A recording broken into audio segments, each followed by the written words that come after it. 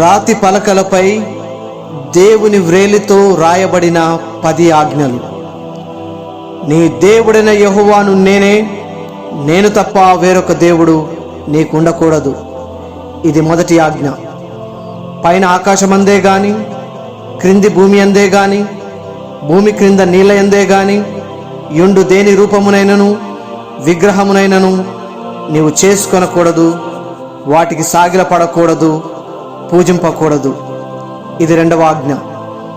నీ దేవుడైన యెహోవా నామమును వ్యర్థముగా నుచ్చరింపకూడదు. ఇది మూడవ ఆజ్ఞ.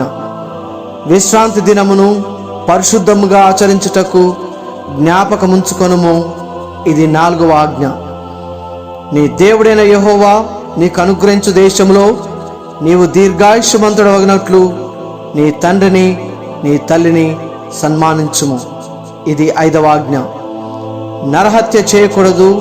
ఇది ఆరవ ఆజ్ఞ. వ్యభిచరింపకూడదు. ఇది ఏడవ ఆజ్ఞ. దొంగిలకూడదు. ఇది ఎనిమిదవ ఆజ్ఞ. నీ పొరుగువాని మీద అబద్ధ సాక్ష్యము పలుకకూడదు. ఇది తొమ్మిదవ ఆజ్ఞ. నీ పొరుగువాని దగు దేనినైనను ఆశింపకూడదు. ఇది 10వ ఆజ్ఞ. నిర్గమకాండము 20వ అధ్యాయము 1 నుంచి 17 వచనాలు. దేవుడు మనలను బహుగా దీవించునుగాక. ఆమేన్.